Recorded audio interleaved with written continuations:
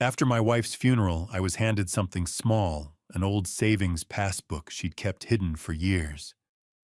My daughter glanced at it and laughed. "Throw it away, Dad. Mom never had money." I almost believed her. But when I brought it to the bank, the room went quiet. The manager looked at me and said, "Please wait here." Even the director stopped cold. That's when I knew some truths don't come to you. You have to go find them. Thank you for being here. Before I continue, share in the comments where you're watching from. We're all coming from different places, but some moments feel universal. If your spouse left you something small and unexplained, would you trust it? Or trust the people around you? This story includes creative elements used to explore deeper themes. Names and settings may differ from reality, but the lesson behind it is meant to resonate. I'm sorry I couldn't tell you sooner. Those were the last words my wife said to me. Not "I love you," not "take care of yourself," just an apology that made no sense. I stood beside Claudia's casket now 3 months after she'd slipped away in her sleep, and those words still haunted me. The Ollinger Chapel smelled like lilies and furniture polish. 57 years old. That's all the time she got. And for the last 2 of them, she'd barely looked me in the eye. I didn't understand it then. I don't understand it now. Dad.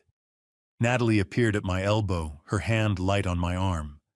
My oldest daughter wore black like she'd been born to it, sleek dress pearls, perfect makeup that somehow made her tears look graceful.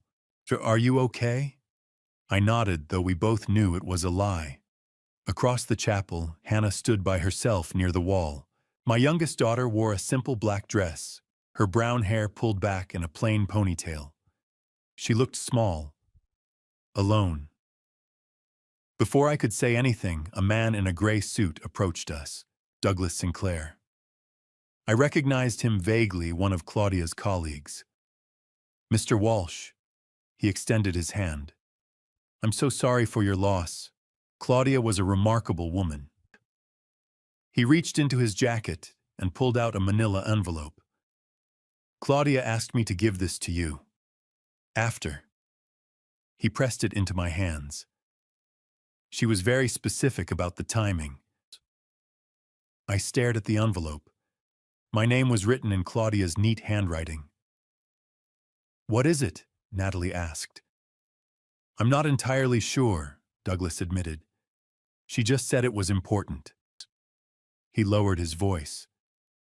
"She also said to tell you, trust no one but yourself." A chill ran through me. "What does that mean?" "I don't know, Mr. Walsh." He handed me a business card and disappeared into the crowd. I opened the envelope. Inside was something wrapped in tissue paper and a folded note.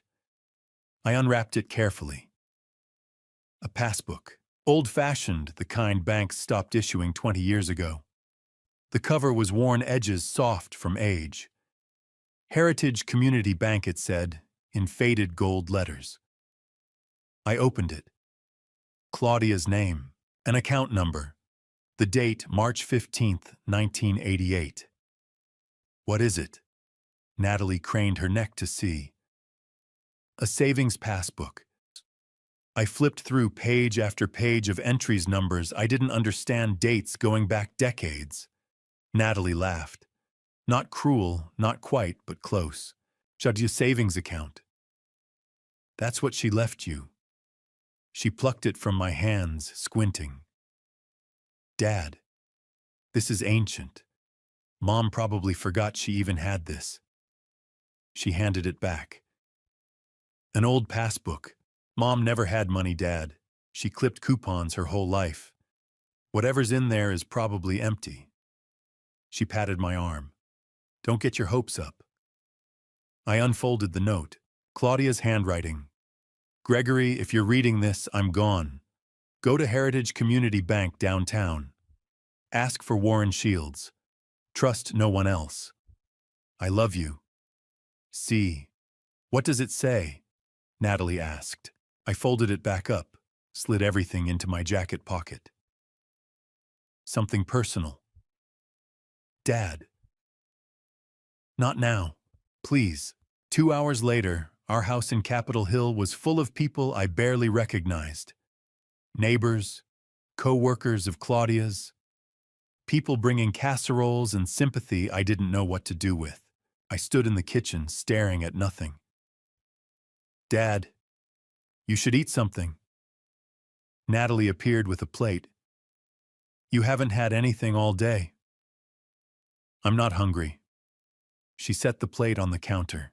Okay, I'm going to start cleaning up a bit. People will be leaving soon. I watched her move through the kitchen, efficient and graceful. She picked up empty cups, wiped down the counter. Then she reached for the manila envelope I'd left sitting there. What are you doing? I said. Just tidying. She pulled out the passbook, glanced at it again. Dad, seriously, this thing is worthless. It's just going to upset you every time you see it. Natalie, let me throw it away for you. She was already moving toward the trash can under the sink. You don't need reminders of, give it back. She paused, the passbook hovering over the trash. Then she smiled. Of course, sorry. I was just trying to help. She set it back on the counter, but I saw something in her eyes, something I didn't recognize.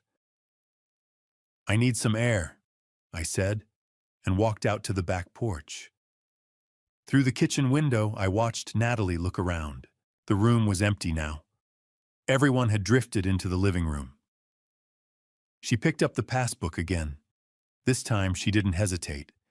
She opened the trash can and dropped it in, pushed it down under some paper towels. Then she walked out the back door. A man was waiting for her in the driveway, tall, good-looking in that too smooth way. I'd seen him outside the chapel earlier. Natalie glanced back at the house, then leaned close to him. Did you get it? He asked, voice low. She nodded. It's done. It's garbage. Good. He touched her arm. Your old man doesn't suspect anything. He doesn't suspect anything. He never does. They walked toward the street together, and I stood there on my own porch, frozen. Inside, through the kitchen window, I saw Hannah. She'd come in from the living room. She was standing by the trash can, staring down into it. Slowly, she looked up. Our eyes met through the glass. She looked terrified. Then she turned and walked away. I couldn't sleep. The house was too quiet. That's what nobody tells you about grief. It's the silence that kills you. No sound of Claudia moving around in the bathroom. No soft breathing beside me in bed. Just emptiness that pressed down on my chest, like a weight I couldn't lift. At 4:30 in the morning, I gave up trying. I sat on the edge of the bed in the dark, my mind circling back to the same thing it had been circling since yesterday. The passbook. Natalie's hand hovering over the trash can. Let me throw it away for you. And then later, through the kitchen window, watching her drop it in, watching her walk out to that man in the driveway. It's done. It's garbage. Why would she throw it away? Claudia had left it for me, specifically, with instructions. Trust no one but yourself. I stood up, pulled on my robe, and walked downstairs. The kitchen was dark, except for the small light over the stove. The house still smelled like the casseroles people had brought yesterday, like sympathy and obligation. I stood there for a moment, staring at the trash can under the sink. 58 years old. That's what I was. 58 years old. And I was about to dig through garbage at dawn, looking for answers my wife couldn't give me while she was alive. I opened the cabinet, pulled out the trash bag. It wasn't full, we'd just changed it yesterday morning before people arrived. I set it on the floor, untied it, and started pulling things out. Paper towels, an empty casserole dish someone had left, coffee grounds, a crumpled napkin. And then I felt it. The worn cover. Soft edges. I pulled the passbook out carefully, like it might disintegrate in my hands. There was coffee grounds smudged on one corner, a wet spot from something I didn't want to identify. I wiped it off with a paper towel and carried it to the kitchen table. My hands were shaking. I sat down under the dim stove light and opened it to the first page. Claudia Coleman Walsh. Account number 478201569933. Date opened March 15, 1988. 37 years ago. We'd been married for 22 years then. Hannah was just a baby. Natalie was 5, and Claudia had opened a savings account I knew nothing about.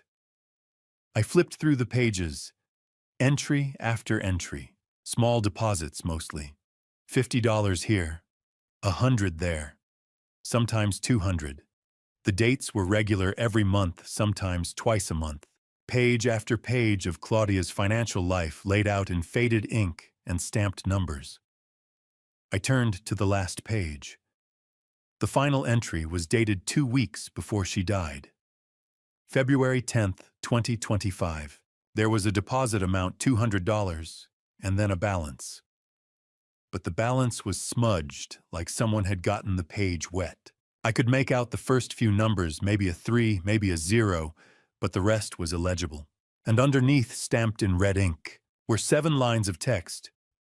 Unauthorized access attempt, March 15th, 2024.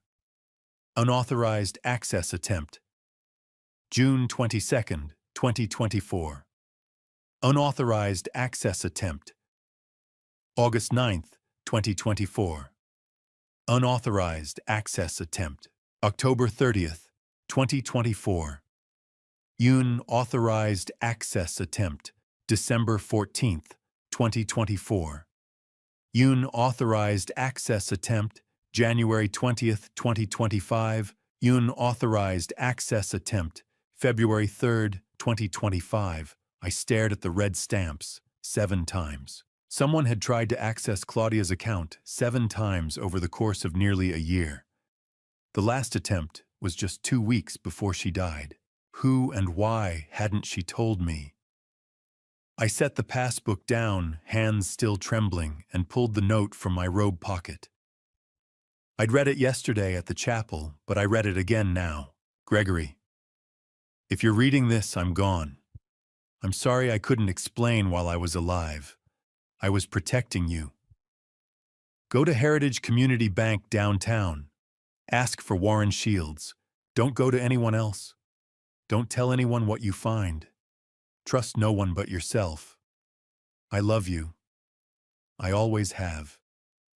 See, protecting me from what I looked at the 7 red stamps again. Unauthorized access attempts. Someone had been trying to get into Claudia's account. Repeatedly. For almost a year. And she'd known about it. She'd kept the passbook, kept the evidence, but never said a word to me. Trust no one but yourself. I thought about Natalie yesterday. Her hand on my arm. Don't get your hopes up, Dad. Her dismissive laugh. Mom never had money. And then later. Let me throw it away for you. I thought about the man in the driveway. Did you get it? It's done. It's garbage. My daughter had thrown away something my wife explicitly left for me. Something Claudia had protected. Something she'd kept safe through 7 attempts to access it. Why I stood up, the passbook clutched in my hand, and looked out the kitchen window. The sky was starting to lighten, not quite dawn, but close. The neighborhood was still asleep. Houses dark, streets empty. Somewhere in this quiet house, my daughters were sleeping. One of them had looked terrified when she saw the passbook in the trash. The other had thrown it there, and I didn't know which scared me more. I looked down at the passbook again, at the 7 red stamps, at Claudia's instructions. Heritage Community Bank, Warren Shields. Trust no one. I folded the note carefully and put it back in my pocket. Wiped the passbook clean one more time. Held it like the fragile, dangerous thing it was. Who tried to access your account, Claudia? I whispered to the empty kitchen. And why didn't you tell me? The house stayed silent. But now I knew where to find answers. Heritage Community Bank didn't open until 9, but I was standing outside the glass doors at 8:30. I'd barely slept after finding the passbook, just sat at the kitchen table in the dark, staring at those 7 red stamps trying to make sense of what I was seeing. By the time the sun came up, I'd made coffee I didn't drink and gotten dressed in the first clean shirt I could find. I had to know. The lobby was empty when they unlocked the doors. Marble floors, high ceilings, the kind of old bank that had been here since before Denver became whatever it was now. A young teller looked up from behind the counter. "Can I help you?" "I need to see Warren Shields," I said. My voice sounded strange, hollow. "Do you have an appointment?" I pulled the passbook from my jacket pocket and set it on the counter between us. My wife left me instructions. She said to ask for Warren Shields, no one else. The teller looked at the passbook, then at me. Something shifted in her expression. "One moment, please." She disappeared through a door behind the counter. I stood there holding on to the edge of the marble like it was the only solid thing left in the world. 2 minutes later, a man emerged. 50s, maybe. Gray hair, wire-rimmed glasses, a suit that looked like he'd worn it every day for 20 years. He walked straight to me. "Mr. Walsh." "Yes." "I'm Warren Shields, branch director." He extended his hand. His grip was firm, certain. "I've been expecting you. Please follow me." He led me through the lobby past the teller windows, into a small office with a desk and 2 chairs, and a computer that looked older than my marriage. He closed the door behind us. "I'm very sorry for your loss," he said quietly. Claudia she was a remarkable client, a remarkable woman. You knew her, for many years. He gestured to the chair across from his desk. "Please, sit." I sat. Set the passbook on the desk between us. Warren picked it up carefully, like it was something fragile. He opened it to the first page, then turned to his computer and began typing. I watched numbers and letters scroll across the screen. Account numbers, dates, things I didn't understand. Then he stopped, leaned forward, stared at the screen for a long moment. "Mr. Walsh," he said slowly.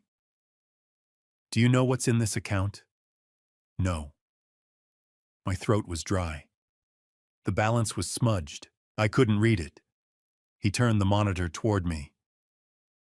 "Account 4782-0156-9933. Account holder: Claudia Coleman Walsh, joint holder, Gregory Walsh, added February 15, 2022. Current balance $3,047.612.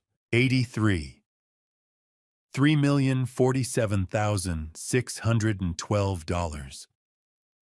I stared at the number until it stopped making sense, until the digits blurred into something abstract. "Unreal. That can't be right," I heard myself say.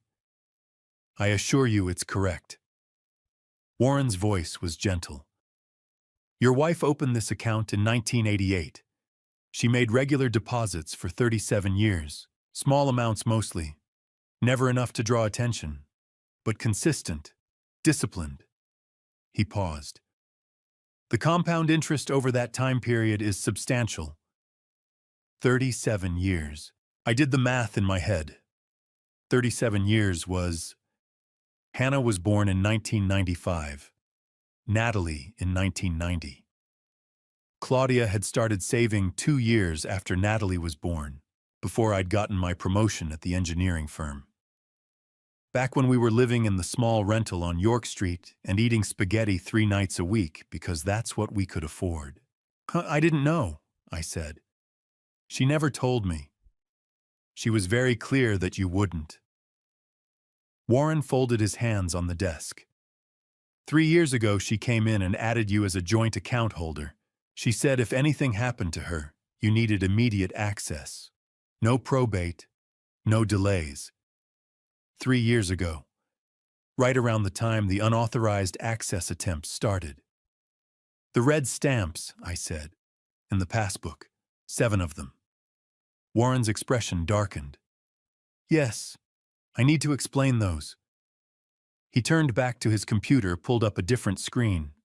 Over the past year, someone has attempted to withdraw or transfer funds from this account 7 times. Each time using forged documents, forged signatures. Who? He didn't answer immediately. Instead, he opened a desk drawer and pulled out a manila folder. Thick, official-looking. He slid it across the desk to me. Security footage, he said. From each attempt. I opened the folder. Inside were printouts. Time-stamped photographs from the bank's security cameras. Black and white, grainy but clear enough. The first photo was dated March 15th, 2024. A woman at the teller window, dark hair pulled back. Expensive coat. Confident posture. Natalie. I flipped to the next photo. June 22nd, 2024.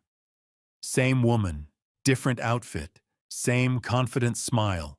The third, August 9th, Natalie again. I went through all 7. Every single one was my daughter. Different dates, different clothes, same face. She tried 7 times, Warren said quietly. The first 6 times she attempted to withdraw funds using a power of attorney document.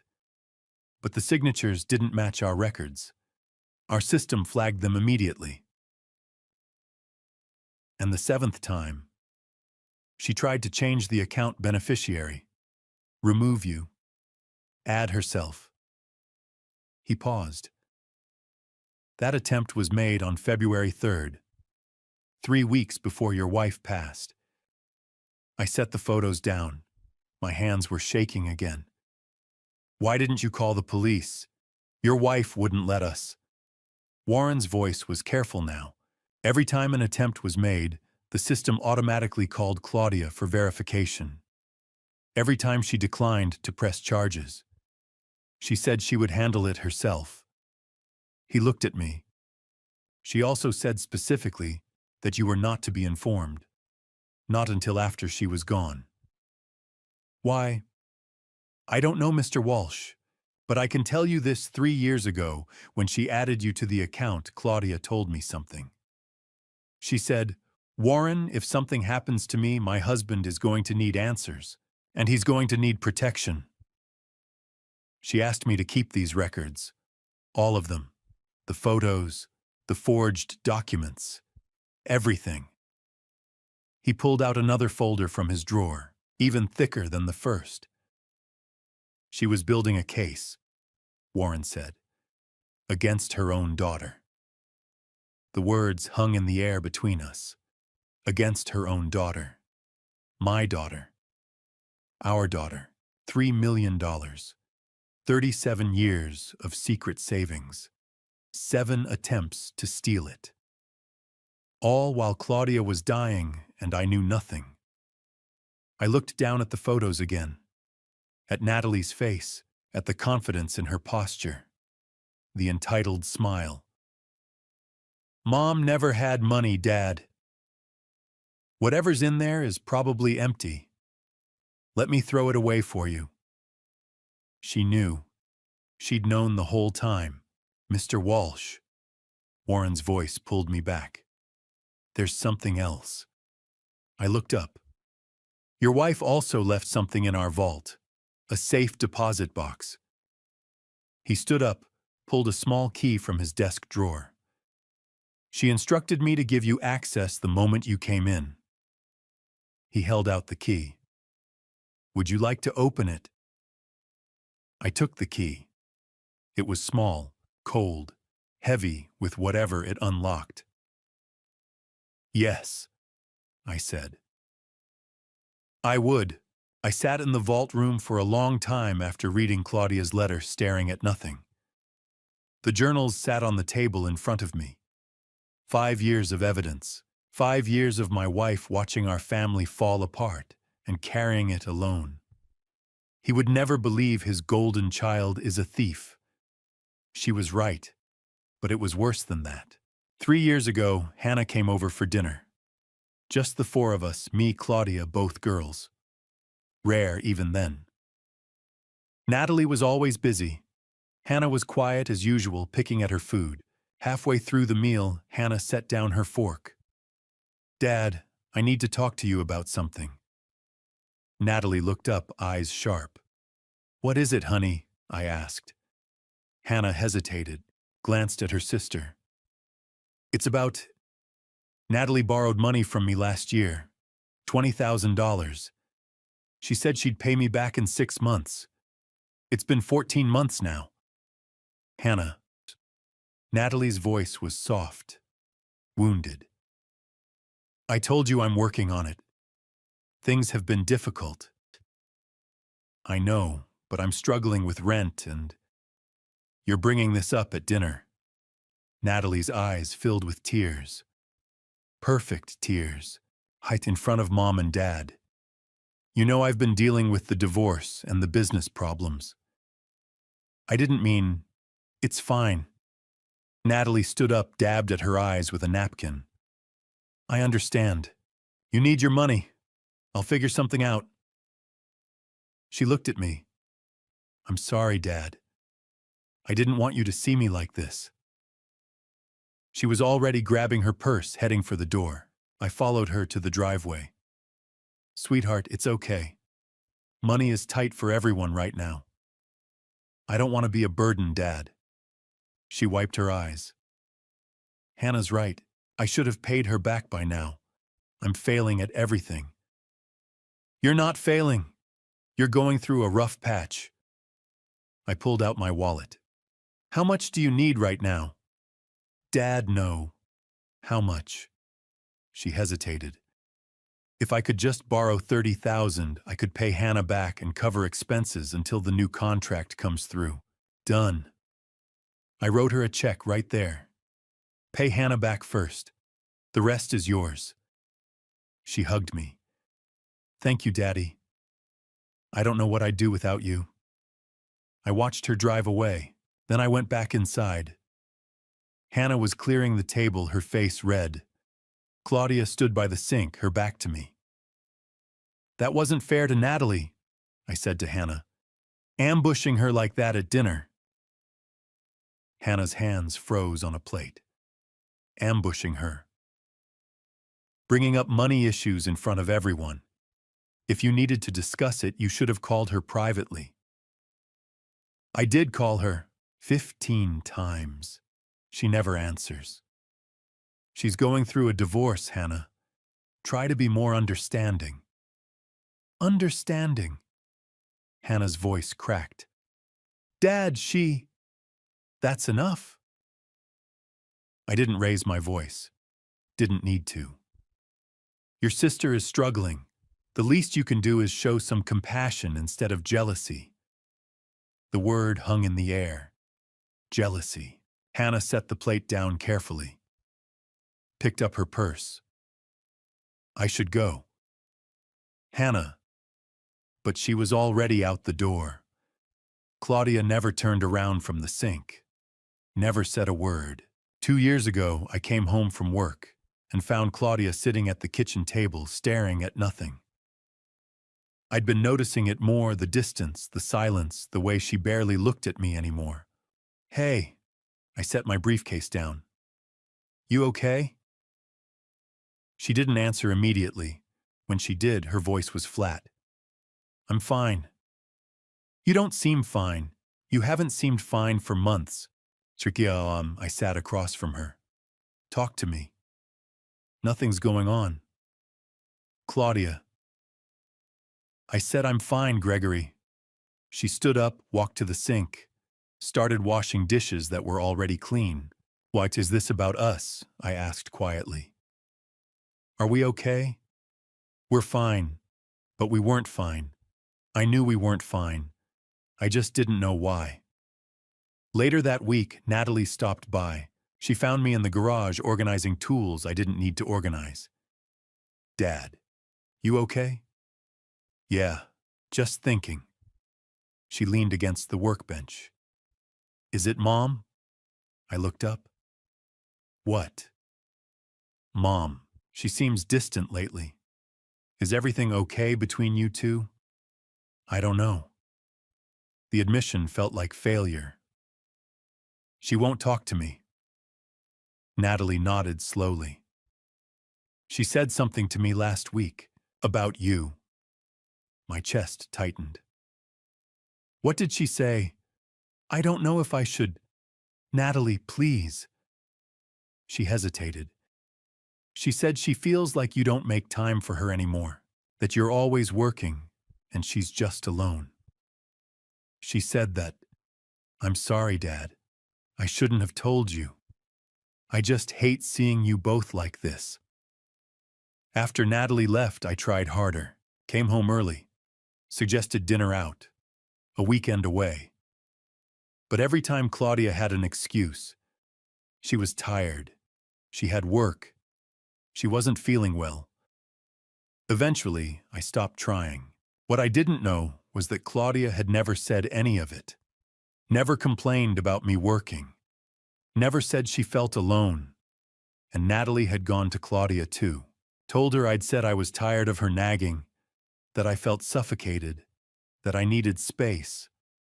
Also a lie. For 2 years, my daughter stood between us, fed us lies about each other, created distance where there was none, made sure we were too hurt, too confused, too proud to actually talk. And I believed every word. The vault room came back into focus. The journals, the letter. Even when I seemed cold these last 2 years, I was trying to protect you. She wasn't cold. She was terrified. Watching our daughter destroy our family and knowing that if she told me, I'd never believe her. She was right. I wouldn't have. My phone buzzed. Hannah's name on the screen. I answered. Hannah. Dad, where are you? Her voice was shaking. At the bank. Why, what's wrong? I need to talk to you about Natalie. A pause. And about Derek. My blood went cold. Who's Derek and Natalie's boyfriend or husband? I don't know anymore. She was talking fast now. Dad, I should have told you sooner. I should have said something at the funeral, but I was scared. Hannah, slow down. What about Derek? He's the one who got me to borrow the $80,000 3 years ago. He and Natalie came to me together with this investment opportunity. They said I'd double my money in 2 years. I trusted them. Her voice broke. And then they both disappeared. I've been paying off that debt for 3 years, and I just found out last week Dad Derek has done this before. To other people. Other families. He has a record. The man in the driveway. Did you get it? Where are you right now? I asked. Home. Dad, are you okay? You sound... I'm coming over. Don't go anywhere. Don't talk to Natalie. Don't answer if she calls. Okay, Dad. I'll be there in 20 minutes. I hung up. Looked down at Claudia's letter one more time. Natalie is not working alone. Now I had a name. Derek. Washington Park was nearly empty when I arrived. Late morning on a weekday. Hannah sat on a bench near the lake, arms wrapped around herself like she was trying to hold something in. I sat beside her. Neither of us spoke for a moment. We just watched the ducks glide across the water. Thank you for coming, she said finally. You said you needed to talk about Derek. She nodded. 3 years ago, Natalie called me. Said she wanted coffee. Just us. Sister time. a bitter smile. We hadn't done that in years. I should have known something was wrong. What happened? She brought someone with her. Derek introduced him as her boyfriend. He was charming, confident, the kind of person who makes you feel special. Hannah's hands twisted in her lap. They told me about an investment opportunity, real estate development in Colorado Springs. Derek showed me projections testimonials. It looked legitimate. How much? 80,000. She said it fast. I told them I didn't have that. Derek said I could take out a loan. The returns would be so good, I'd pay it back in 18 months and still have profit. He promised to double my investment in 2 years. And you believed him. Natalie vouched for him, Dad. She said she'd already invested. She said you and Mom were thinking about it too. Hannah looked at me. Were you? No. We never heard about it. She closed her eyes. Of course not. So you took out a loan. First Mountain Credit Union. 80,000 at 12%. No collateral, so the rate was high. I thought it didn't matter because I'd pay it back fast. What happened? For 6 months, Derek sent updates, photos of construction sites, progress reports.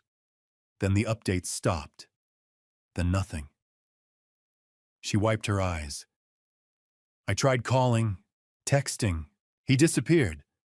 Natalie said he'd left town for a business emergency. She said she was worried too, that she'd lost money. Did you believe her? I wanted to. She's my sister. Hannah's voice turned bitter. But then the loan payments came due. $1,800 a month. I'm a graphic designer, Dad. I couldn't afford rent and the loan. I couldn't afford groceries some months. I sold my car. Stopped going out. Worked constantly. I thought about the dinner 3 years ago. Me writing Natalie a check. Me calling Hannah jealous. Why didn't you tell me? I tried. Her voice was quiet. At dinner that night, when I asked Natalie about money, but you called me jealous. After that, I figured there was no point. You weren't stupid. You were lied to. For 2 years, I paid that loan. Every month. $1,800. I moved to a cheaper apartment. Ate ramen. I couldn't even afford to take time off for Mom's funeral. Tears streamed down her face. Then 8 months ago, the credit union called. Said my loan had been paid in full. $80,000. Gone. They said it was anonymous. You didn't know who. I thought maybe Natalie felt guilty. Or Derek paid me back. I didn't understand. She looked at me. Until yesterday. I saw you with the passbook. Saw Natalie throw it away. And I knew. Mom had been watching everything. I pulled out the receipt from my jacket, handed it to her. Hannah read it slowly. Loan payoff. Hannah Walsh. $80,000. Paid by Claudia Coleman Walsh. She saved me, Hannah whispered. She knew I was drowning and didn't say anything. She just saved me. She loved you. She wanted to protect you. Why didn't she tell me? Because if she did, it would tear the family apart. She was trying to build a case quietly. And then she died before she could finish. Yeah. We sat in silence. The ducks kept swimming. The world kept moving. There's something else, Hannah said. About Derek. I looked at her. After the funeral, I searched for him online. Derek Samuel Morrison, 40 years old. He has a criminal record. She pulled out her phone, showed me a mugshot. The same man from the driveway. Elder fraud. Financial exploitation. Arrested in Florida in 2012, Arizona in 2016. Both times he targeted older people, fake businesses, retirement money. He served time in both states. My blood went cold. And now he's with Natalie. Yeah. Hannah's voice was steady now. He's done this before, Dad, to other families. I think he targeted Natalie, used her to get to the rest of us. I stared at the photo. Derek Samuel Morrison. The man who'd gotten my daughter to steal. The man who'd tried to take $3 million from my wife. The man who was still out there. We're going to the police, I said. Right now. Hannah nodded. Okay. But as we stood to leave, I looked back at the lake. Thought about Claudia. How she'd seen all of this coming. How she'd saved Hannah without taking credit. Trust no one but yourself. Derek wasn't just Natalie's boyfriend. He was the predator. And we were the prey. By the time we got back to my house, it was dark outside. Hannah set her laptop on the kitchen table and opened it. Her hands were steadier now. Focused. Let me show you what I found. I pulled a chair beside her. She typed Derek Samuel Morrison into the search bar. The results filled the page. News articles, court records, mugshots, a trail of destruction stretching back over a decade. Here. She clicked on the first article. Miami Herald, August 2012. Local man arrested in elderly fraud scheme. Derek's photo stared back at me. Younger but the same face, the same smile. Hannah read aloud. Derek Samuel Morrison, 32, arrested for defrauding 3 elderly victims out of $420,000. Charged with wire fraud, identity theft, and exploitation of the elderly.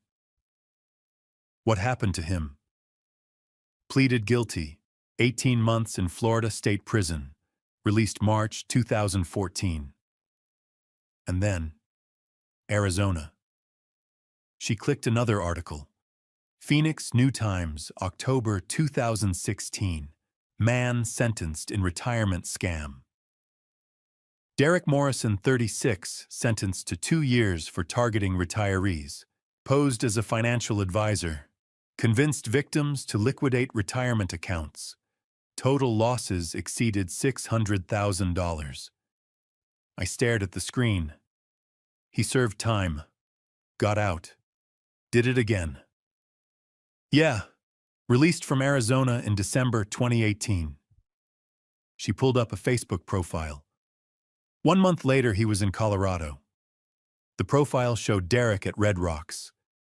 January 2019. She scrolled through his photos. Most were ordinary hiking restaurants, concerts. Then she stopped on one dated April 2019. Derek and Natalie. His arm around her shoulders. Her smile bright and genuine. 6 years ago, I said quietly. Right when he got to Colorado. She clicked through more photos. May 2019 Rockies game. June dinner somewhere fancy. August 2019, a selfie in front of my house. My house. He targeted her, I said. Look at this. Hannah pulled up another article. Arizona Republic, November 2016. 2 women arrested in elder fraud case. 2 mugshots. Both women in their 30s. Both attractive, well-dressed. Melissa Craig and Jennifer Morrison, both romantically involved with Derek Morrison, arrested for conspiracy to commit fraud. Prosecutors allege the women helped Morrison identify and access victims. Craig got 3 years. Morrison, Derek's wife, got 5 years. His wife went to prison. Both of them did. Or girlfriends. Hannah pulled up another article. The first was in Florida. Sarah Bennett helped Derek forge documents and access bank accounts. 2 years, I sat back. He finds women, uses them. When they get caught, he disappears. 3 times that we know of. Florida, Arizona, Colorado. Same pattern. Meet a woman. Charm her. Get her to help him target people, usually family. When it falls apart, she goes to prison. He walks away.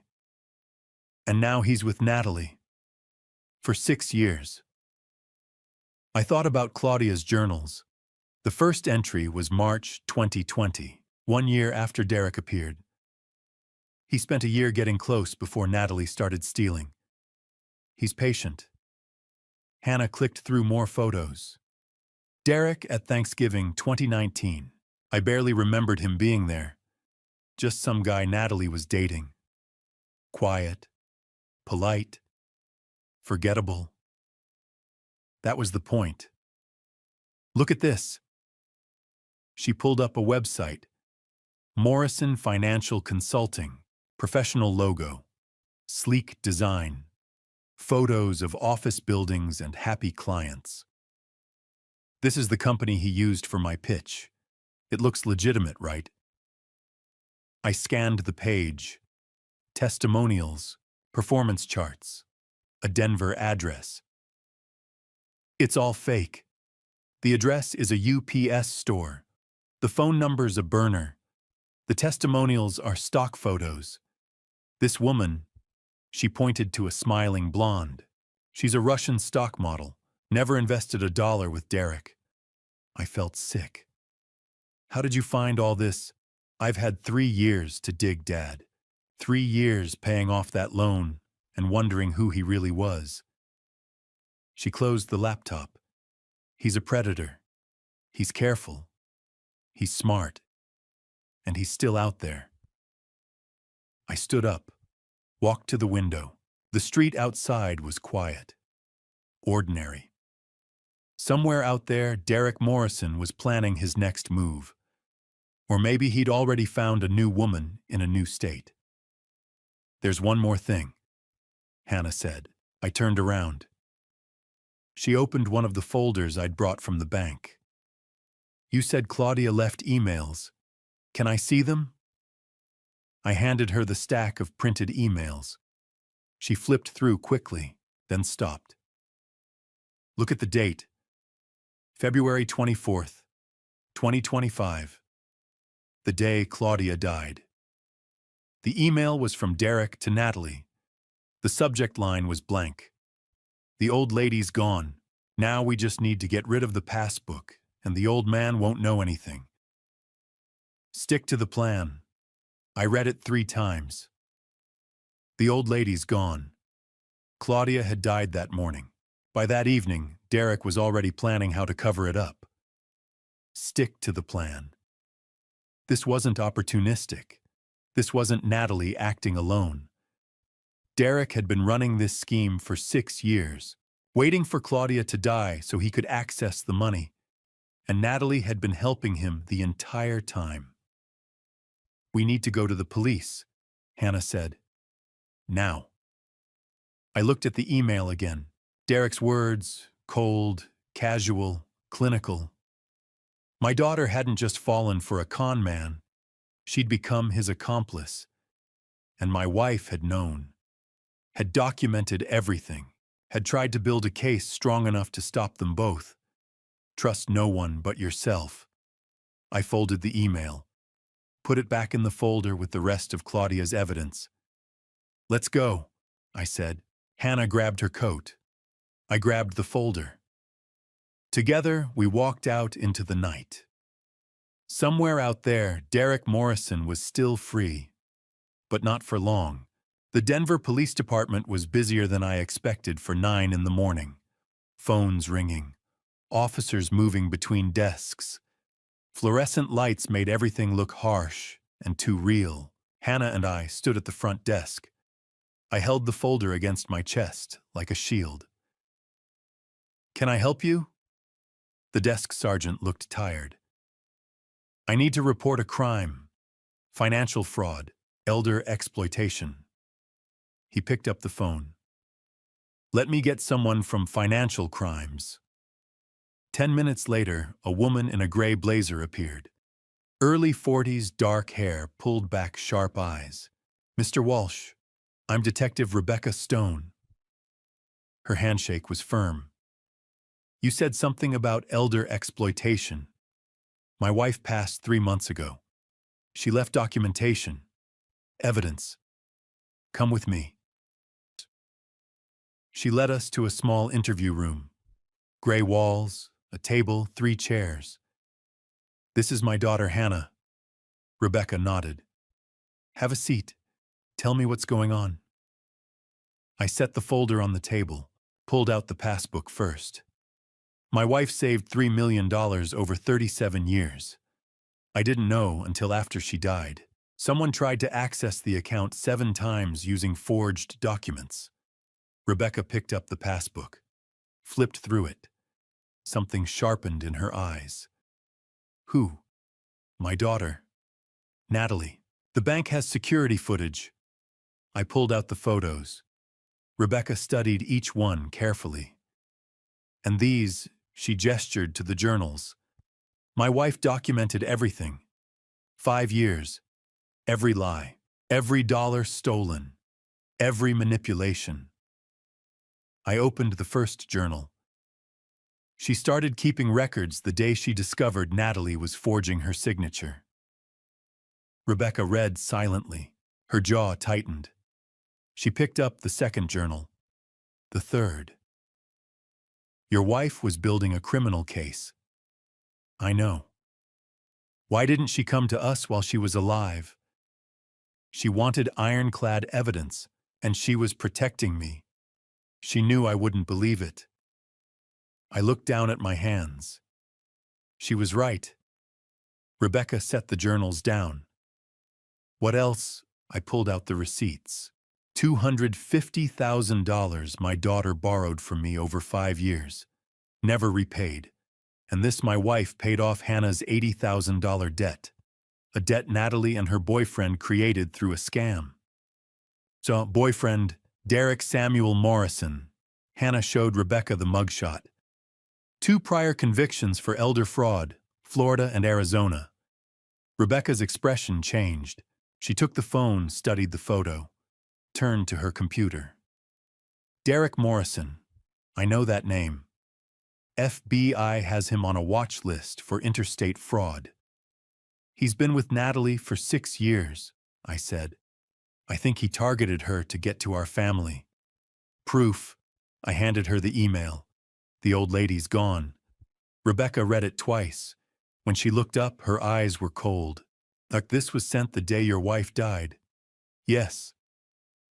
Mr. Walsh, do you believe your daughter was involved in your wife's death? The question hit me like a punch. What number?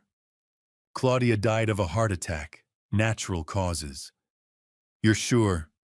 The death certificate. I stopped. You think?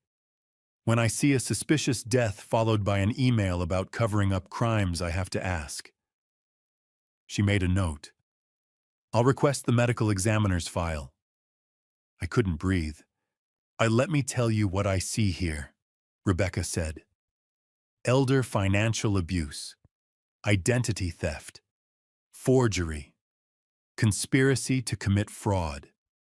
7 felony counts minimum against Natalie Walsh.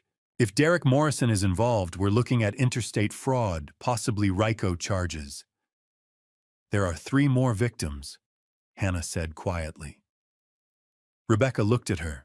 Haturtilo. What? Natalie worked as a care coordinator for a senior services nonprofit from 2020 to 2023. She had access to elderly clients. 3 people filed complaints about missing money. The nonprofit fired her, but no one pressed charges. Rebecca's pen was moving fast. Names. Hannah pulled out a paper. Evelyn Tucker, 78, $15,000 in a fake real estate investment. Raymond Fisher, 83, $22,000 in a veterans charity scam. Irene Fletcher, 80. She was my mom's neighbor. $18,000 for fake home repairs. Rebecca stared at the list. Your sister targeted elderly people for 3 years. Yes. This isn't family drama. Rebecca looked at me. Your daughter and Derek Morrison are serial predators. Multiple victims. Multiple schemes. This is organized crime. The room felt too small. What happens now? I asked. I'm opening a formal investigation. I'll contact the FBI about Morrison. I'll reach out to these victims for statements. She looked at me. And I'll need yours. Everything. Timeline interactions, what Natalie said and did. I'll do it. You understand what this means. If we arrest Natalie, you'll have to testify in court. Stand up and tell a jury your daughter is a criminal. My throat was tight. She is a criminal. Rebecca nodded slowly. Then we'll move forward. I'll get the bank records and footage, bring in the victims, prepare an arrest warrant. She paused. Mr. Walsh will arrest your daughter tomorrow. She'll be arraigned within 48 hours. Are you ready for that? Was I ready to watch my daughter get handcuffed, to see her in court, to testify against her? No. But Claudia had been ready, had prepared for years, had carried this burden alone. Now I had to finish what she started. Yes, I said. I'm ready.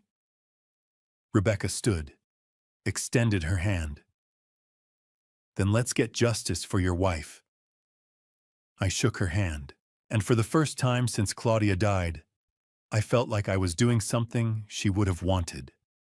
Not forgiveness, not mercy, justice. 2 days later, I stood across the street from Natalie's house in Cherry Hills Village and watched 2 police cruisers pull up to the curb. I didn't have to be there. Rebecca had told me that, but I needed to see it, needed to know it was real. The house was massive, 3 stories, brick facade, perfectly manicured lawn. I'd helped Natalie with the down payment 4 years ago, $50,000 I'd thought was going toward her future. Now I knew where the money really came from. Rebecca got out of the first car. 2 uniformed officers followed. They walked up the curved driveway to the front door. Rebecca knocked. It took 30 seconds. Then the door opened.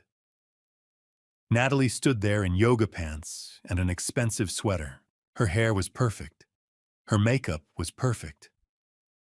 She looked like she was about to head to brunch, not get arrested. She saw Rebecca's badge. Her face changed. Can I help you? Natalie Walsh. Yes. I'm Detective Rebecca Stone, Denver Police. I have a warrant for your arrest. Rebecca pulled out the paper. Our charges include elder financial abuse, identity theft, forgery, and conspiracy to commit fraud. Natalie's mouth opened. What, there must be some mistake. No mistake. Please turn around and put your hands behind your back. Wait. Wait. Natalie's voice rose. I need to call my lawyer. You can't just... You can call your lawyer from the station. Turn around.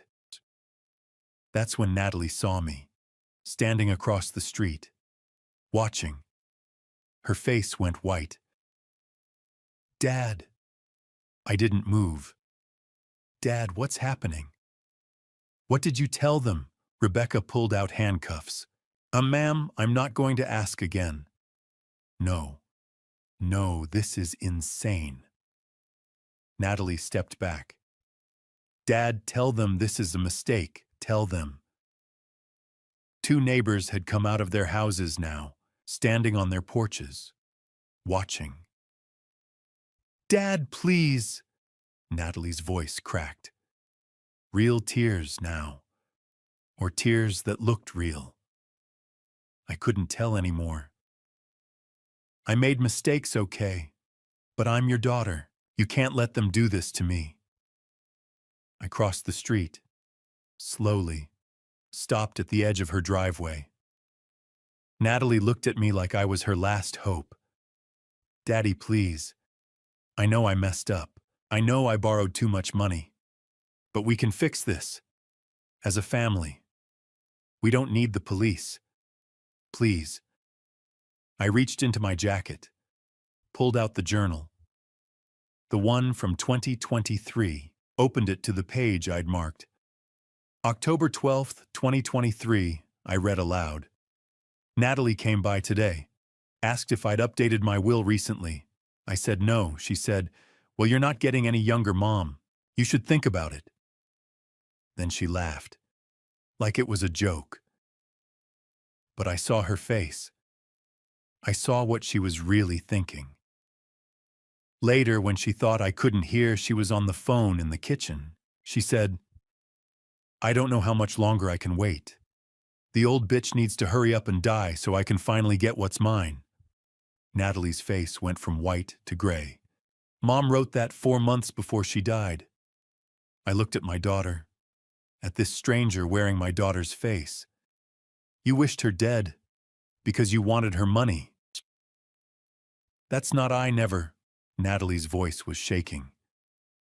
"Dad, she misunderstood. I was talking about something else. A business deal, not her. Never her. Your mother was a CPA for 30 years. She didn't misunderstand numbers. She didn't misunderstand words. And she didn't misunderstand you." I closed the journal. "You're not my daughter anymore. My daughter died the day you chose money over your mother." Natalie's face crumpled. No, you don't mean that." "Turn around," Rebecca said quietly. Natalie turned. The handcuffs clicked. She started crying harder now. "Dad, please, I'm sorry. I'm so sorry. I'll fix it. I'll pay everything back. Please don't do this." But she wasn't sorry. She was caught. There's a difference. Rebecca led her toward the cruiser, read her rights. Natalie kept looking back at me, tears streaming down her face. "What about Derek?" I asked Rebecca. "He's gone. Left town 2 days ago. We have an alert out, but he's in the wind."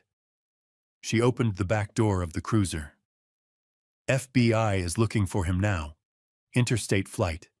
He'll turn up eventually." Natalie was put in the back seat. Through the window, I could see her crying. Could see her mouth moving. Probably still saying she was sorry. Still trying to manipulate. Still thinking there was a way out. The cruiser pulled away. A car pulled up behind it. Expensive. Black. A man got out in a suit that probably cost more than my mortgage payment. "Mr. Walsh." He extended his hand. I didn't take it. "Aaron Mitchell, I'm representing your daughter." "I know who you are." "Then you know I'm very good at what I do." He smiled. It didn't reach his eyes. "I've reviewed the preliminary charges. It's a lot of noise, but noise doesn't win cases. Evidence does. And evidence can be complicated. My wife left 5 years of documentation. Documentation written by a woman who sadly passed away and can't testify to its accuracy. A woman who, by your own admission, kept secrets from her husband. Who can say what was real and what was paranoia?" My hands clenched. "Are you calling my wife a liar?" "I'm saying grief does strange things to people. Makes them see patterns that aren't there. Make accusations that don't hold up in court." He adjusted his cufflinks. "My client will plead not guilty, and we'll see you in court, Mr. Walsh, where you'll have to stand in front of a jury and accuse your own daughter of wanting her mother dead. Think about how that's going to feel." He got back in his car, drove away. I stood there in the street. Natalie's neighbors had gone back inside. The street was quiet again. Normal, like nothing had happened, but everything had happened. My phone buzzed. "Hannah, Dad, are you okay?" I looked at Natalie's perfect house, at the life she'd built with stolen money, at the facade that was finally cracking. "No," I said, "but I will be." "Where are you?" "On my way home." I got in my car, drove away from Cherry Hills Village, away from the daughter I used to know. Rebecca had said Natalie would be arraigned tomorrow, that the trial would probably start in a few weeks, that I'd have to testify, stand up in front of a courtroom and repeat everything Claudia had written, everything Natalie had done. Aaron Mitchell thought that would break me. He was wrong. I'd already been broken. At Claudia's funeral, in the vault at the bank, reading 5 years of journals that showed me how blind I'd been. This wasn't breaking me. This was putting me back together. The courtroom smelled like floor polish and desperation. I'd been in courtrooms before jury duty, once a traffic ticket when I was younger, but never like this. Never sitting in the gallery watching my daughter at the defense table, her hands folded, her face carefully blank. 3 weeks had passed since the arrest. 3 weeks of sleepless nights and phone calls with Rebecca. 3 weeks of preparing myself for this moment. Hannah sat beside me. Her hand found mine and squeezed. The room was more crowded than I expected. Media in the back rows, Natalie's neighbors, people I didn't recognize. And in the third row on the left, 3 elderly people sat together. Evelyn Tucker, Raymond Fisher, Irene Fletcher, the people my daughter had stolen from. Irene caught my eye. She'd been Claudia's friend, had come to our house for coffee, had trusted us. She nodded once, her face sad but resolute. I nodded back. All rise. Everyone stood. Judge Patricia Morrison entered, a woman in her 60s with gray hair and sharp eyes that missed nothing. We sat when she did. The state of Colorado versus Natalie Elizabeth Walsh, the bailiff announced. Case number 2025-CR-001847. I looked at Natalie. She wore a navy suit. Her hair was pulled back. She looked smaller than I remembered. Younger. Like the daughter I used to know before Derek, before the stealing, before everything. Aaron Mitchell sat beside her, expensive suit, calm expression. On the other side of the room, Andrea Connolly stood at the prosecution table. Early 40s, dark suit, a stack of folders in front of her that I knew contained 5 years of Claudia's documentation. Ms. Connolly, Judge Morrison said, opening statement. Andrea stood, walked to the center of the room, looked at the jury, 12 people who would decide my daughter's fate. Thank you, Your Honor. Her voice was clear, strong. Ladies and gentlemen of the jury, this case is about trust, about family, and about what happens when someone violates both in the most calculated way possible. She gestured to a screen on the wall. A photo appeared. Claudia, smiling, alive. My chest tightened. This is Claudia Coleman Walsh. For 37 years, she saved money. Small amounts. $50 here, $100 there. She was a CPA, a woman who understood numbers, understood planning. By 2025, she had saved $3,047,000. The jury leaned forward.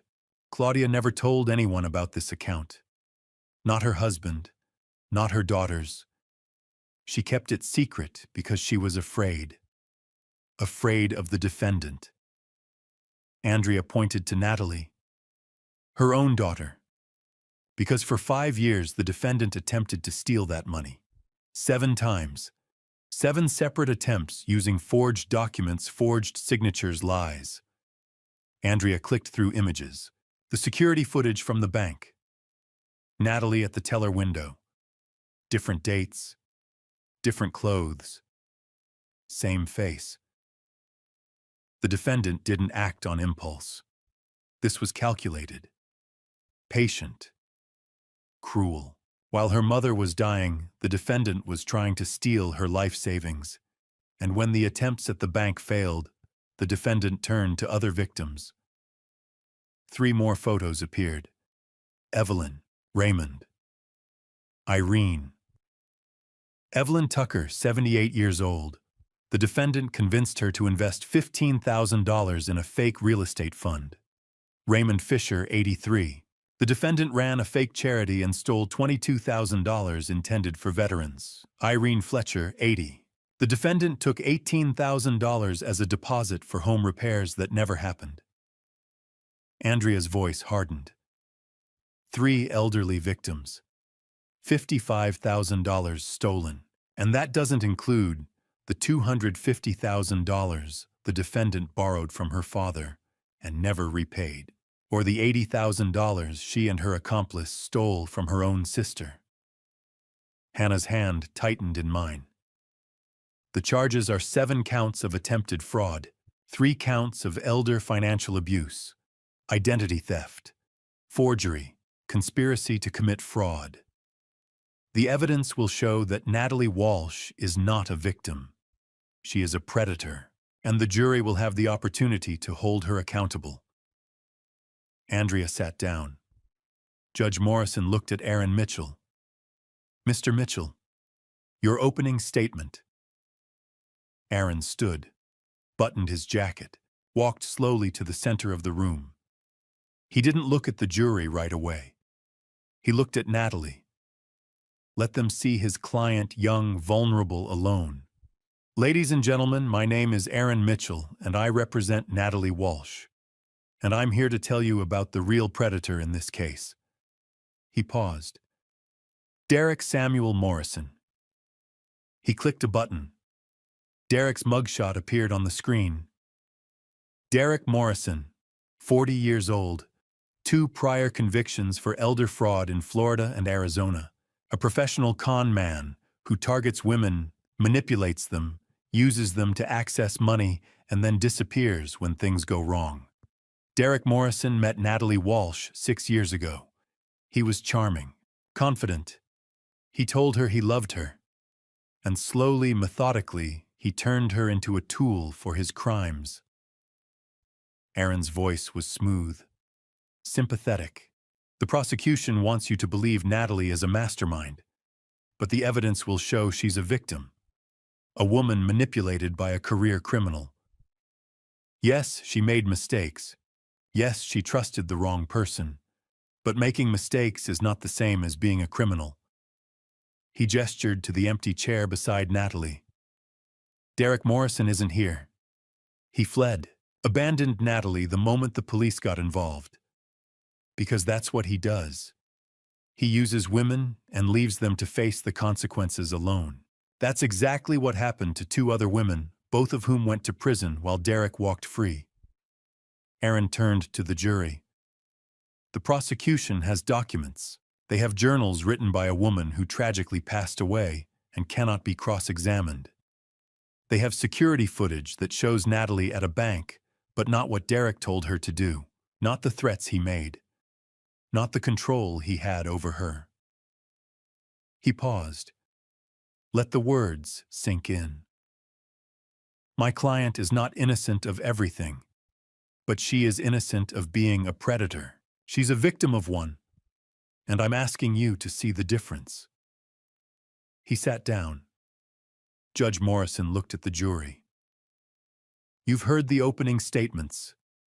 The prosecution will now present its case. This trial will determine whether Natalie Walsh is a victim, as the defense claims, or a willing participant in a 5-year scheme to defraud her family and vulnerable elderly people. She looked at Andrea. Call your first witness. Andrea stood. Her eyes met mine across the room. The prosecution calls Gregory Walsh to the stand. The room went silent. Hannah squeezed my hand one more time, then let go. I stood. My legs felt unsteady. Every eye in the room was on me as I walked to the witness stand. The bailiff held out a Bible. Do you swear to tell the truth, the whole truth, and nothing but the truth? I looked at Natalie. She was staring at me. Her eyes were wet. I do, I said. I sat down. Andrea approached. Behind her, Natalie looked small and scared at the defense table. Aaron Mitchell's pen was poised over his notepad, ready to tear apart everything I was about to say. And somewhere in the third row, 3 elderly people waited to hear me tell the truth about what my daughter had done to them. To all of us. Andrea's first question was simple. Mr. Walsh, how long were you married to Claudia Coleman Walsh? 36 years. And when did you first learn about the $3 million account? I took a breath. The day of her funeral. Can you tell the jury what happened that day? And I did. I told them everything. They asked me to tell the truth. So I told them everything, even the parts that broke me. Andrea stood in front of the witness stand. Behind her, 12 jurors watched. Natalie sat at the defense table, her hands folded, her face pale. Mr. Walsh, tell the jury what happened the day of your wife's funeral. I took a breath. A lawyer gave me an envelope. Inside was a savings passbook and a note from my wife. She told me to go to Heritage Community Bank, to trust no one. What did you do with the passbook? I didn't have time to look at it. Afterward, at my house, Natalie saw it. She said it was probably empty, that Mom never had money. She tried to throw it away from me. I paused. Later, when I wasn't looking, she threw it in the trash anyway. How do you know? I saw her through the kitchen window. She waited until I went outside. Then she threw it away and walked out to meet someone. Derek Morrison. What did you do? I couldn't sleep that night. At 4:30 in the morning, I dug through the trash. I found the passbook. What did you find? Pages of deposits going back to 1988, and on the last page, 7 red stamps. Unauthorized access attempts. Someone had tried to get into my wife's account 7 times. Did you know who? Not then. The next morning, I went to the bank. The director told me there was $3,047,000 in the account. A murmur went through the courtroom. And you had no idea this account existed? None. My wife saved that money for 37 years without telling me. What else did you learn? He showed me security footage. 7 attempts to withdraw money using forged documents. Every attempt was Natalie. I looked at my daughter. She was crying quietly. He also told me my wife had a safe deposit box. Inside were 5 journals. My wife documented everything Natalie did for 5 years. Every lie. Every theft. Andrea handed me a journal. Mr. Walsh read the entry from March 14, 2020. My hands shook. Today I discovered Natalie has been forging my signature. I found a withdrawal slip in the recycling. My name, my account, but not my signature. I cannot tell Gregory yet. He would never believe his golden child is a thief. So I'm writing everything down. My voice broke. Your wife kept 5 years of journals. Yes. What else was in the box? Receipts. Natalie borrowed $250,000 from me over 5 years. Different reasons. Business expenses, medical bills. I gave her the money because she was my daughter. She never paid back a single dollar. Were you aware of the total? No. I thought they were separate loans. I didn't realize it was $250,000 until I saw my wife's records. Andrea pulled out another document. And this, a loan payoff receipt.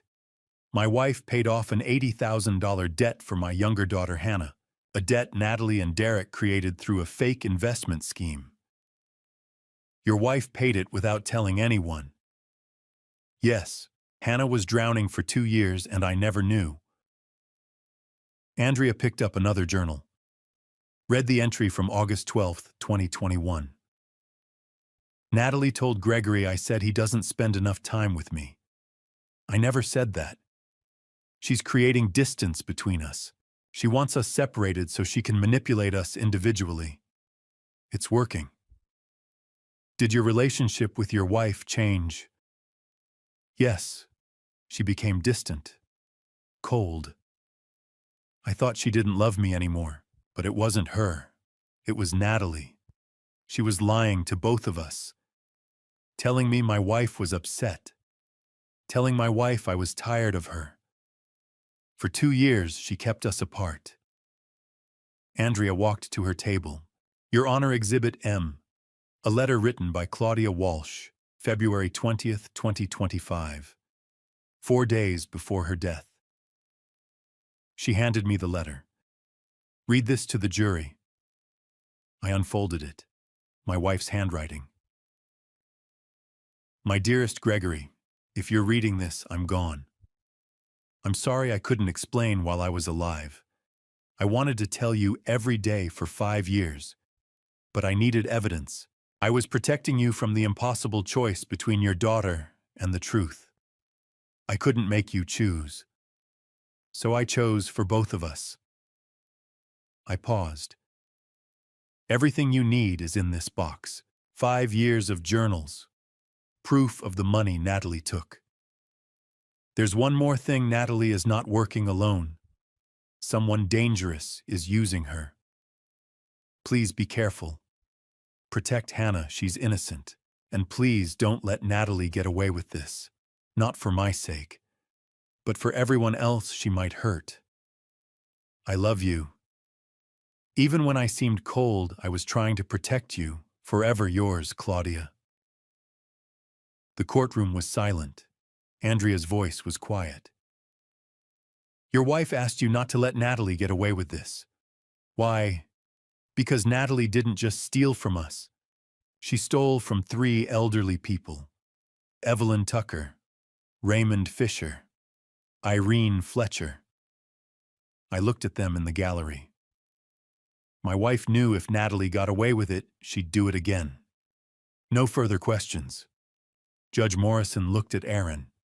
Cross-examination. Aaron stood.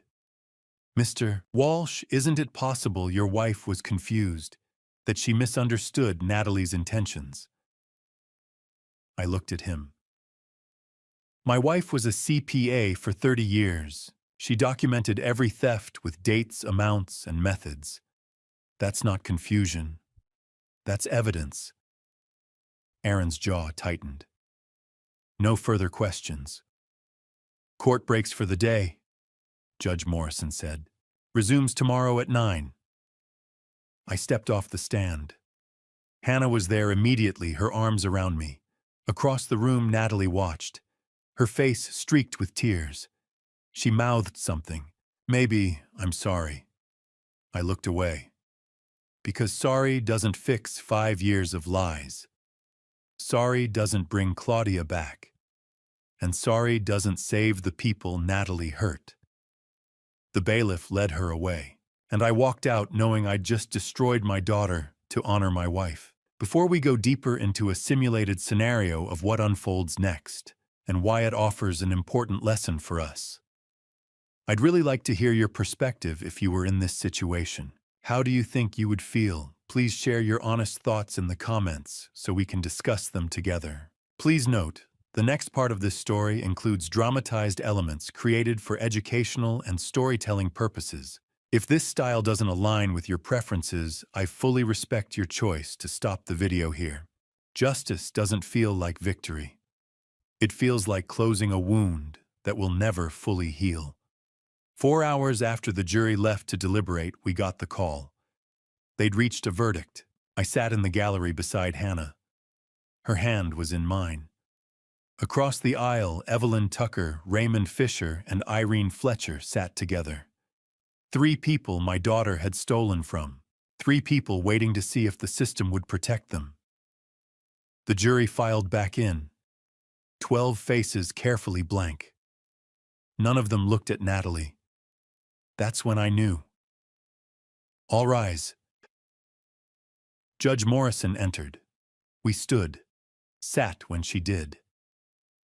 Has the jury reached a verdict? She asked. The foreperson stood. A woman in her 50s with gray hair. We have, Your Honor. On the charge of elder financial abuse, count 1, how do you find guilty? Natalie's shoulders jerked. Aaron put a hand on her arm. Count 2, guilty. Count 3, guilty. The foreperson read through all 10 counts. Elder financial abuse, identity theft, forgery, conspiracy to commit fraud, attempted fraud, 7 counts. Every single one guilty. By the time she finished, Natalie was sobbing. Her hands covered her face. Her whole body shook. I felt nothing. No satisfaction. No relief. Just emptiness. Thank you, Judge Morrison said to the jury. You are dismissed. She turned to Natalie. Ms. Walsh, please stand. Natalie stood slowly. Aaron stood beside her. She was still crying, her face red and wet. Natalie Elizabeth Walsh. Judge Morrison's voice was firm. You have been found guilty on all counts. Before I pronounce sentence, I will hear victim impact statements. She looked at the gallery. Evelyn Tucker. Evelyn stood. She was small, 78 years old, wearing a purple cardigan. She walked to the front of the courtroom with careful steps. I trusted Natalie like a granddaughter. She said, her voice quiet but steady. She came to my home, drank tea in my kitchen, looked at photos of my late husband. She told me about an investment that would help me leave money for my grandchildren. I gave her $15,000, every penny of my savings. Her voice cracked. She took it and disappeared. I couldn't afford my medications for 6 months. I trusted her, and she stole from me. Evelyn sat down. Raymond Fisher stood next. He was 83, thin, with a veteran's cap. I served in Vietnam, came home, worked 40 years as a teacher, saved what I could for retirement. Natalie told me she was collecting for a veterans charity, showed me brochures, official-looking papers. I gave her $22,000. He looked at Natalie. You stole my retirement, money I earned serving this country, money I saved teaching kids. You looked me in the eye and lied. He sat down. Irene Fletcher stood last. She was 80, with white hair and kind eyes that were now filled with tears. Claudia Walsh was my friend, she said. My neighbor for 15 years. We had coffee every week, talked about our gardens, our children. When she got sick, Natalie offered to help me with home repairs. Said the roof needed work. Took $18,000 as a deposit. Irene's voice shook. The repairs never happened. And Claudia never knew her own daughter was stealing from her friends while she was dying. She looked at Natalie. You betrayed all of us. Your mother, your father, your sister, me, everyone who trusted you. Irene sat down. The courtroom was silent. Judge Morrison looked at Natalie. Do you have anything to say before sentencing? Natalie stood, wiped her eyes. I'm sorry, she whispered. I'm so sorry. I made terrible mistakes. I let someone manipulate me. I hurt people I love. If I could take it back, I would. I'm sorry. Aaron sat down. Judge Morrison's expression didn't change. Ms. Walsh, I've heard your apology, but I've also read 5 years of journals written by your mother. I've seen security footage of you attempting to steal from her 7 times. I've heard testimony from 3 elderly victims you defrauded. She paused. You showed no remorse until you were caught. You targeted vulnerable people, including your own dying mother. This court shows no mercy for such cruelty. Judge Morrison looked down at her notes. On counts 1 through 3, elder financial abuse, you are sentenced to 2 years on each count, to run consecutively. On counts 4 through 10, fraud and identity theft, you are sentenced to 1 year on each count concurrent. Total sentence 6 years in federal prison.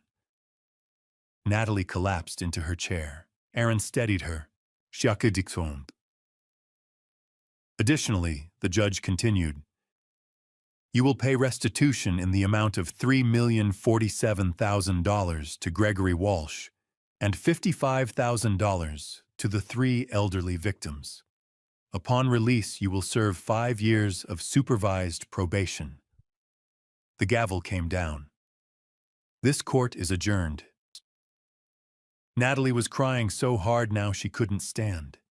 2 bailiffs helped her up, led her toward the side door. She looked back at me one last time. I hope you're happy, Dad. I looked at my daughter, at the stranger wearing her face. I'm not happy, I said, but your mother finally is. The bailiffs took her away. Evelyn, Raymond, and Irene came over. One by one, they shook my hand. Thank you, Evelyn said. Thank you for standing up for us. Your wife was a brave woman, Raymond added. Irene hugged me. Claudia would be proud. I couldn't speak, just nodded. Hannah and I walked out of the courthouse together. The late afternoon sun was too bright after the dim courtroom. The world kept moving. People walking past, cars driving by. Like nothing had happened. But everything had happened. Are you okay? Hannah asked. No, I said. But I will be. We stood there for a moment on the courthouse steps. What happens now? She asked. Derek's still out there. FBI's looking for him. I looked at her. Rebecca said they'll find him eventually. He's done this too many times. Someone always talks. Hannah nodded. And us? We go home. We figure out how to move forward. I put my arm around her. Together. She leaned against me. Mom saved all that money for 37 years. What are you going to do with it? I thought about Claudia, about the journals, about the 3 people who'd just thanked me for doing what she'd asked. Something that matters, I said. Something that would make her proud. We walked down the steps. Behind us, the courthouse doors closed. Natalie was going to prison. Derek was still out there somewhere, but Claudia's truth had won. And for the first time in 3 months, I felt like I could breathe. Grief doesn't end, but it changes. After 8 months, I could finally breathe without it hurting. Spring had come to Denver. Washington Park was green again, the lake reflecting blue sky. Hannah and I walked the path around the water. We did this every Sunday now. I've been thinking about something, Hannah said. She'd cut her hair shorter, started smiling again. The dinner 3 years ago, when I tried to tell you about Natalie. I'm sorry I didn't fight harder. I stopped walking. Hannah, don't apologize. But I'm the one who should apologize. I called you jealous. I chose Natalie over you again and again. I failed you. I failed your mother. My throat tightened. I'm sorry. Her eyes filled with tears. You didn't know. I should have listened. I pulled her into a hug. I'm sorry it took losing everything to finally see it. She held on tight. We didn't lose everything, Dad. We still have each other. We kept walking, past joggers and families. Normal life. I go to the cemetery every Wednesday, I said. Bring flowers. Sit for a while. Hannah nodded. She'd been with me twice. To Fairmount Cemetery. To Claudia's grave. The headstone was simple. Claudia Coleman Walsh, 1968 to 2025. Beloved wife and mother. I finished the journals, I said. All 5. Yeah, took me 6 months. I could only read a little at a time. I sat on a bench. Hannah sat beside me. She wrote about loving me on every page, even when she was documenting Natalie's lies. What did she say? There's an entry from 2 years ago, October 2023. She wrote, Gregory tried to hold my hand today. I pulled away. It killed me. But I can't let him get close. If he asks the wrong question, I'll break. I'll tell him everything before I have enough proof. So I stay cold, and I hate myself for it. Hannah's hand found mine. For 2 years, I thought she didn't love me anymore.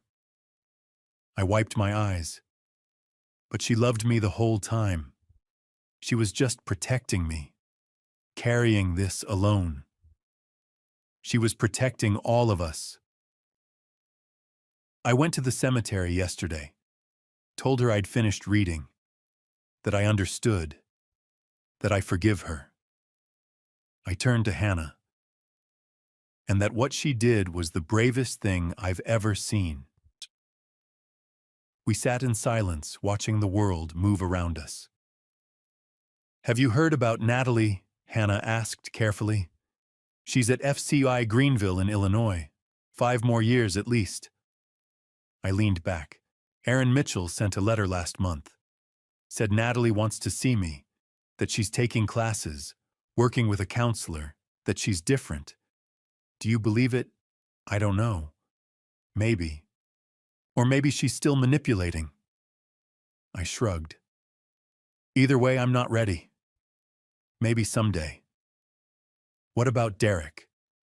Still out there. FBI thinks Mexico. They'll find him eventually. We stood up, kept walking. I've been thinking about the money, I said. The $3 million. Yeah. Claudia saved it for 37 years. I keep thinking, what would she want me to do with it? What do you think? I think she'd want it to mean something. To help people. I stopped walking. I want to start a foundation, something that protects elderly people from financial abuse, free legal aid, education programs, a hotline. Hannah's eyes filled with tears. Dad, that's perfect. I want to call it the Claudia Coleman Foundation for Elder Protection. Mom would love it. I was hoping you'd help me run it. She blinked. What? You're good with people. You understand design branding. And you know what it's like to be manipulated. I took her hands. I can't do this alone. I need you. Dad. She pulled me into a hug. Yes, of course, yes. We stood there holding each other. For the first time since Claudia died, I felt something other than grief. I felt purpose. When do we start? Hannah asked. Soon. I've talked to Rebecca about it. She knows lawyers who specialize in elder law, and Evelyn Raymond and Irene want to help. They want to be advisors, tell their stories. The people Natalie hurt, yeah, they're turning their pain into protection for others. I looked at the sky. That's what we're all doing now. Taking what Natalie and Derek destroyed and building something better. Hannah squeezed my hand. Mom would be so proud. I hope so. We walked back to the car. The sun was setting, painting the sky orange and pink. Beautiful, like the world was reminding us that beautiful things still existed. Dad, Hannah said. Yeah. Thank you. For finally listening. For choosing justice. For choosing me. I pulled her close. I should have chosen you from the beginning. I'm sorry it took so long. We're here now. That's what matters. We got in the car, drove home through Denver's streets, past the courthouse where Natalie had been convicted. past the bank where Claudia had kept her secrets, past everything that had broken us, toward everything we were building together. My wife's money would have made Natalie rich. Instead, it's making the world a little safer. The office was small, just 3 rooms on the second floor of an old building in Capitol Hill. But it was ours. A desk, a filing cabinet, a phone line, a sign on the door that read, "The Claudia Coleman Foundation for Elder Protection." 8 months after the trial, we opened the doors. Hannah stood beside me holding a pair of scissors. Rebecca Stone was there. Evelyn Tucker, Raymond Fisher, Irene Fletcher. A few reporters. Some people from the neighborhood who'd heard about what we were doing. I looked at the ribbon stretched across the doorway. Red like the stamps in Claudia's passbook. Red like the warning she'd left behind. "Ready?" Hannah asked. I nodded. She cut the ribbon. People clapped. And just like that, we were open. Inside, Hannah had designed everything. The walls were painted soft blue, Claudia's favorite color. There were photos of her on the wall, not formal portraits, just snapshots. Claudia in the garden, Claudia at Hannah's college graduation, Claudia laughing, alive. "This is perfect," I said. Hannah smiled. She would have liked it. Rebecca stepped forward. "Can I say a few words?" "Of course." She turned to the small crowd. "I'm Detective Rebecca Stone, Denver Police. I worked on Claudia Walsh's case. I've been in law enforcement for 20 years, and I've seen a lot of financial abuse cases. Most of them go unreported. Victims are ashamed, scared. They don't know where to turn." She gestured to the office. "This foundation changes that.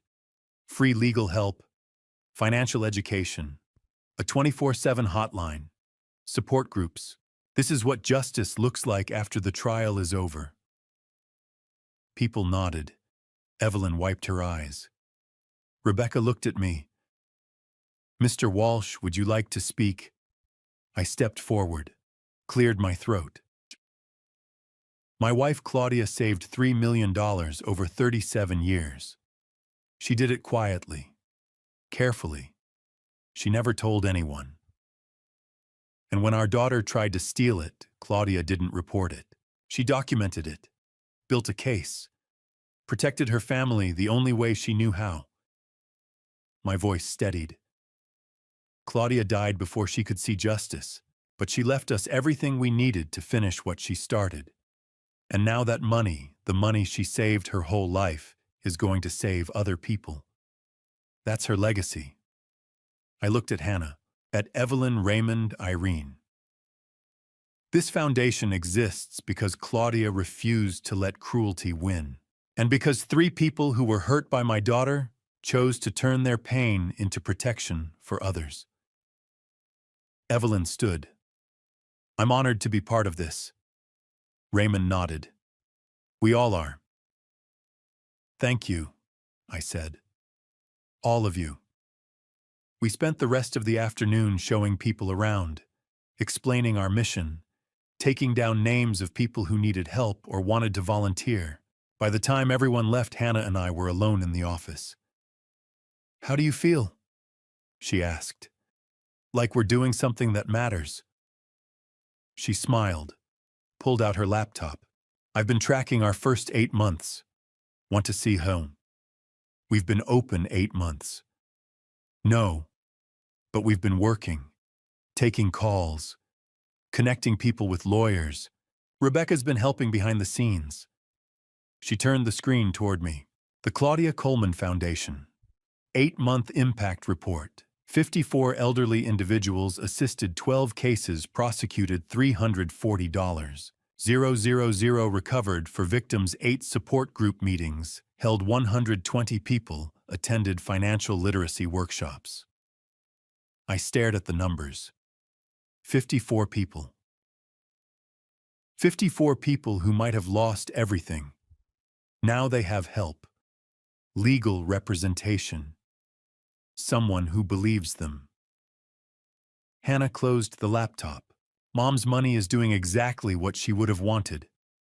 I looked at Claudia's photo on the wall, smiling, happy. Yeah, I said. It is. Hannah stood. I need to grab something from the car. Be right back. She left. I sat at the desk, looked around the office, at everything we'd built from grief and $3 million and a dead woman's determination. My phone buzzed. Rebecca. Gregory, you at the foundation. Yeah, we just finished the opening. Congratulations. Listen, I wanted to give you a heads up. We got a letter today, at the station. From FCY Greenville. My chest tightened. Natalie. Yeah, it's addressed to you. I'm having it forwarded, but I wanted to tell you first, in case you don't want to read it. What does it say? I can't open it. It's sealed, but the prison counselor called me, said Natalie's been in therapy, taking classes. She wanted to write to you. Okay. You don't have to read it, Gregory. You don't owe her anything. I know. Call me if you need anything. Thanks, Rebecca. I hung up. 2 days later, the letter arrived. I sat at the kitchen table staring at the envelope. Federal prison return address, Natalie's handwriting, neat, careful, like Claudia's. I almost threw it away, but I didn't. I opened it. Dear Dad, I know you'll never forgive me. I don't deserve it. But I want you to know I see now what I did.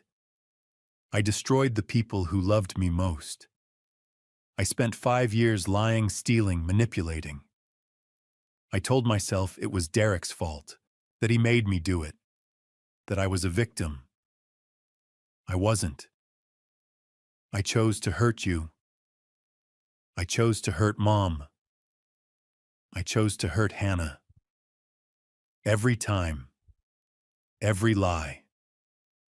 Every theft. Prison is giving me time to understand why. To see who I really was. A coward. A thief. Someone who valued money more than love. Mom knew, she knew for 5 years. And she didn't give up on me. She built a case, yes. But she also kept hoping I'd stop. That I'd wake up. I read the journals. The prosecution gave me copies.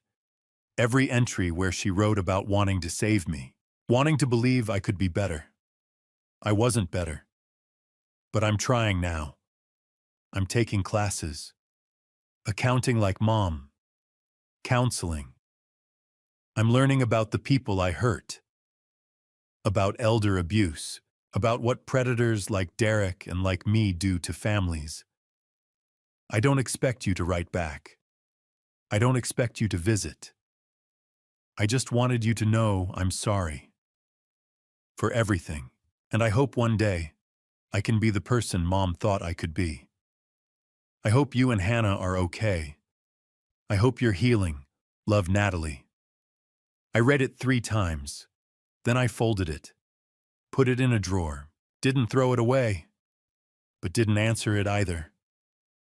Maybe someday, but not yet. Hannah came home an hour later. Found me at the table. You okay? Yeah. Natalie sent a letter.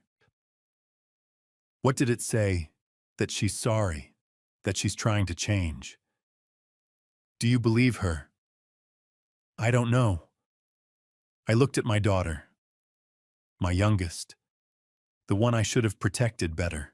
But I'm not ready to find out. Hannah nodded, sat beside me. That's okay. You don't have to be. We sat in silence for a while. Then Hannah's phone buzzed. She looked at the screen. Her eyes widened. Dad, it's Rebecca. I answered. Rebecca, Gregory, FBI just called. They found him. My heart stopped. Derek. Yeah, Cabo San Lucas, Mexico. They're bringing him back. He'll be arraigned next week. I looked at Hannah, at the letter from Natalie, at the foundation we'd built. Good, I said. It's about time. Derek Morrison was finally caught, and Claudia's justice was almost complete. It took 1 year, 2 countries, and 6 states. But they finally caught him. Rebecca's call came on a Tuesday morning, exactly 12 months after Natalie's sentencing. I was at the foundation office reviewing grant applications with Hannah when my phone buzzed. Gregory, Rebecca said. Her voice carried something I hadn't heard before. Relief. We got him. I knew who she meant. There was only one him left. Where? Cabo San Lucas, FBI tracked him through a wire transfer he made to a girlfriend in Phoenix. Picked him up this morning at a beachfront condo. He'll be extradited within 48 hours. Hannah looked up from her desk. I nodded to her, and she covered her mouth with both hands. Derek Samuel Morrison, the man who'd walked into my home 6 years ago as Natalie's boyfriend. The man who'd taught my daughter how to steal from her dying mother. The man who'd vanished the day before Natalie's arrest. Finally caught. There's more, Rebecca continued. The FBI's been building a case for the past year. Gregory Derek didn't just target you. He hit 11 other families across 6 states: California, Arizona, Florida, Texas, Colorado, Oregon. 12 families total, including yours. I sat down slowly. How much? $8.7 million. The number hung in the air like a verdict. Hannah was crying now, silent tears streaming down her face. I reached across the desk and took her hand. The pattern's consistent, Rebecca said. He finds young women with wealthy parents, usually women in their late 20s or early 30s working in caregiving or social services. Women with access to vulnerable people. He gets close, learns about their families, then manipulates them into stealing. When the heat gets too close, he disappears. The women go to prison. He moves to the next state. How many women? 7 that we know of. 2 in Florida, 2 in Arizona, 1 in Texas, 1 in California, and Natalie in Colorado. 3 of those women are still in federal prison. 1 died by suicide 2 years into her sentence. My chest tightened. Natalie was one of 7. 7 women he'd destroyed to get to their family's money. What about the families? I asked. Devastated. 3 elderly parents died before they saw justice. 2 families lost their homes. 1 man, a veteran in Texas, lost his entire retirement and had to move in with his son in another state. The Arizona victim was a woman with dementia. Her daughter drained her account over 3 years. By the time anyone noticed, the mother was in a state facility and the daughter was in prison. Derek was long gone. I thought of Claudia, her journals, her 5 years of silent documentation, her refusal to tell me until she had proof. She'd known. Somehow she'd known Derek was more than just a bad boyfriend. When's the arraignment? I asked. Next week. Denver District Court. They're charging him federally wire fraud, conspiracy, interstate transportation of stolen funds, money laundering. The DA wants you there, and Hannah, if she's willing. I looked at my daughter. She nodded immediately. We'll be there, I said. 1 week later, the federal courthouse felt different than the county building where Natalie had been tried. Bigger, colder, more permanent. Derek was brought in wearing an orange jumpsuit and ankle chains. His hair was shorter than I remembered his face, tanned from a year in Mexico. He looked relaxed, almost amused. That changed when he saw me. Our eyes met across the courtroom, and something flickered in his expression. Recognition, then calculation. He was still trying to figure out an angle. The judge, a woman in her 60s named Margaret Brown, reviewed the charges. 17 counts, each one carrying up to 20 years. Derek's attorney, a public defender who looked exhausted before the hearing even started, entered a not guilty plea. The judge set bail at $5 million, which might as well have been $5 billion. Derek had no assets. Everything he'd stolen had been spent or hidden. The defendant is remanded to federal custody pending trial, Judge Williams said. Trial date set for March 15th. As the marshals led Derek away, he turned back toward me. I expected anger, maybe fear. Instead, he smiled. "Your wife was smart," he called out loud enough for the whole courtroom to hear. "Smarter than all of them. She was the only one who saw through me before I could run." The marshals pulled him toward the door, but he kept talking, his voice carrying across the marble floors. "She built a case against her own daughter for 5 years. That's dedication. That's—" The door closed, cutting him off. Hannah was shaking beside me. Rebecca stood on my other side, her jaw tight. "He's trying to get under your skin," she said quietly. "Don't let him." But I wasn't angry. I felt something else. Something like pride. Claudia had seen him. Not just seen him, she'd understood him. She'd known that speaking up without proof would tear the family apart. So she documented everything. Dates, amounts, methods, patterns. She'd built a legal case that would stand up in court, that would protect Hannah and me even after she was gone. She'd beaten him without ever confronting him face to face. That was real strength. 3 months later, Derek's trial lasted 2 weeks. The prosecution brought in victims from all 6 states, elderly parents who'd lost their savings, daughters and sons who'd discovered too late what had been stolen, families who'd been torn apart by betrayal. The defense tried to paint Derek as a victim himself, abandoned as a child in and out of foster care, just trying to survive. His attorney argued that the women had acted on their own, that Derek had simply been a boyfriend who didn't ask enough questions. The jury didn't buy it. On the 14th day, they returned a guilty verdict on all 17 counts. Sentencing came a month later. Judge Williams sentenced Derek to 18 years in federal prison with no possibility of parole. Restitution was set at $8.7 million to be divided among the 12 victim families. "Mr. Morrison," the judge said, looking down at him from the bench, "you have spent the better part of 2 decades preying on families. You targeted trust. You weaponized love. You turned daughters against mothers, sisters against fathers.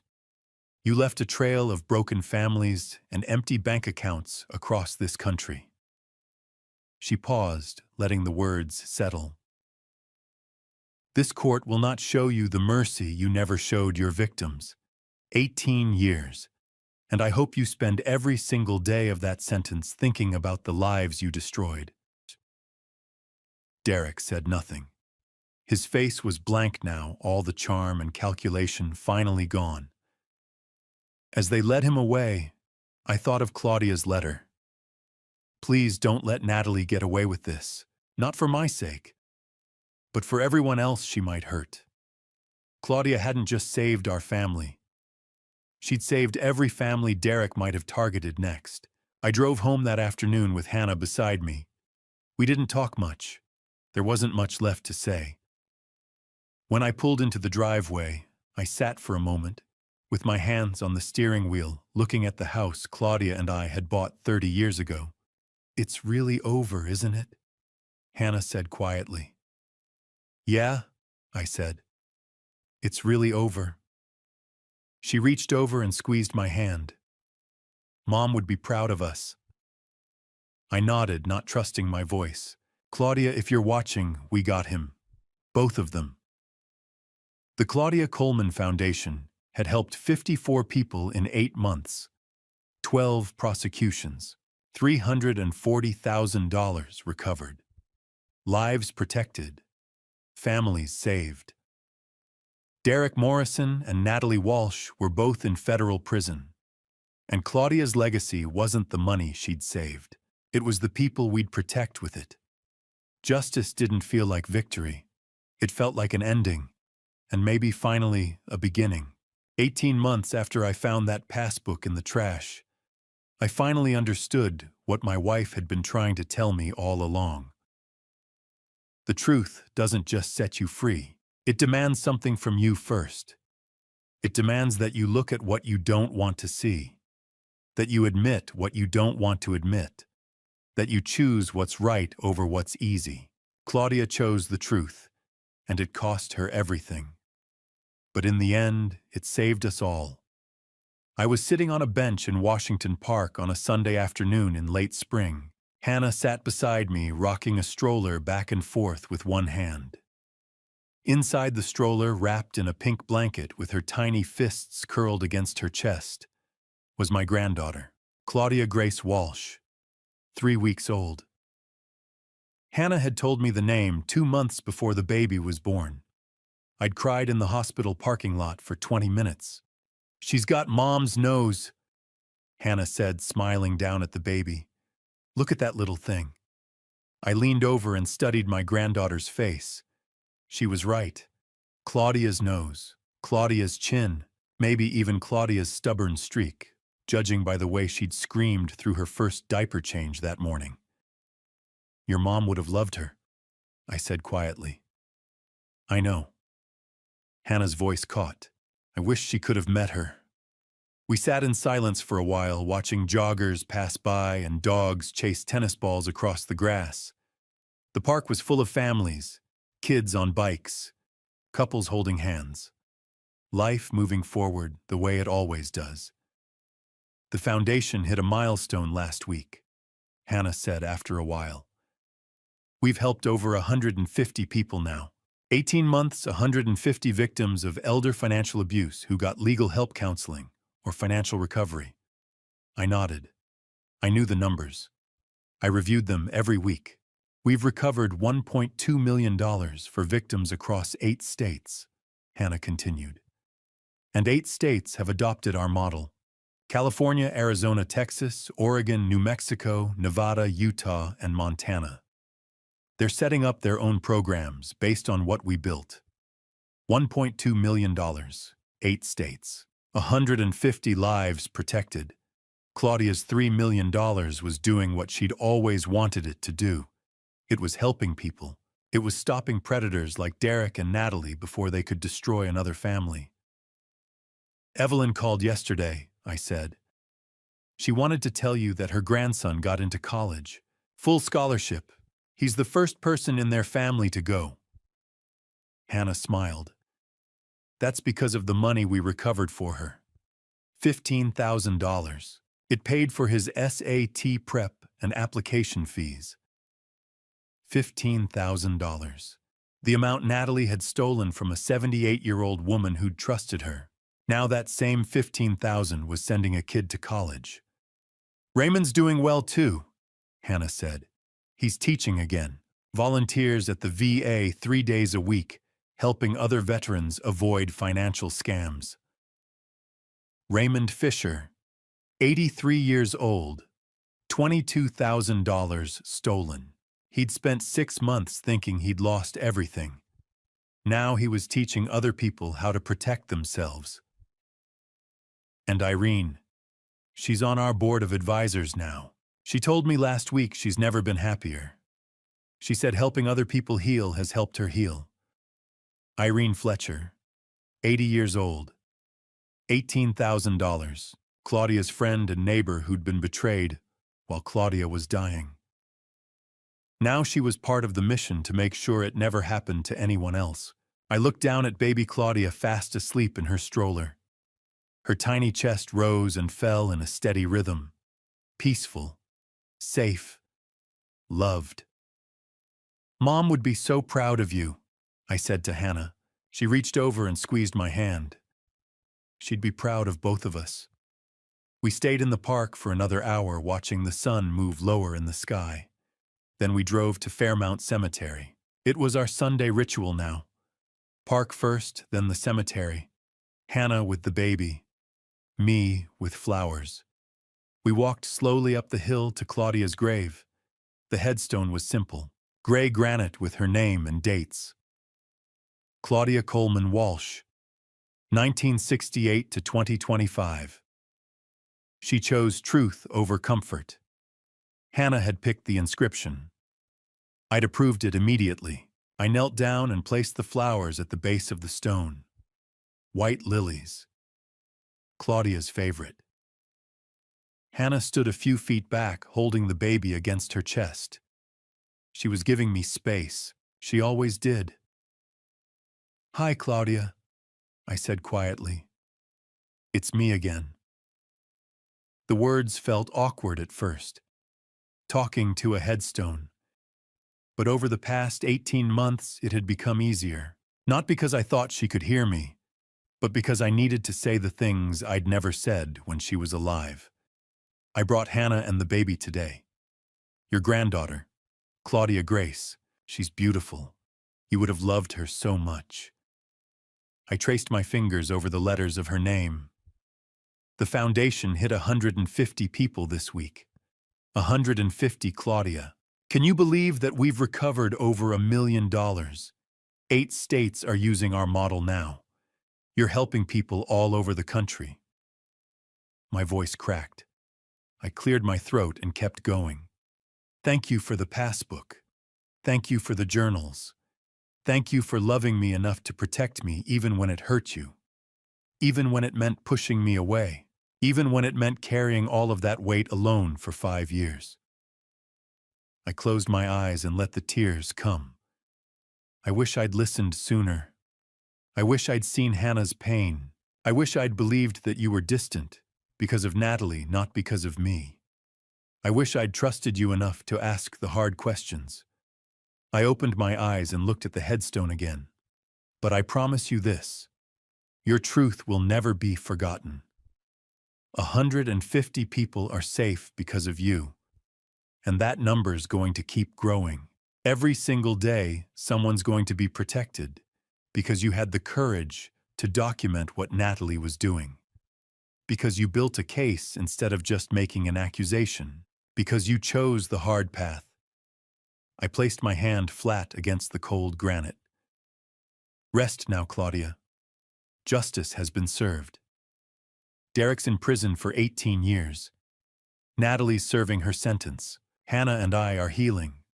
And your legacy is saving lives every single day.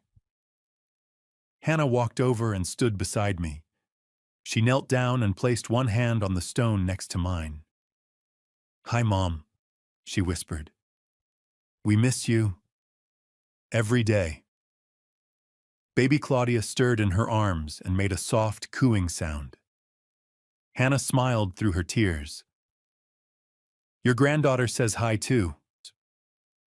We stayed for a few more minutes, then stood and walked slowly back to the car. As we drove home, Hannah turned to me. "Dad, I need to tell you something." "What is it?"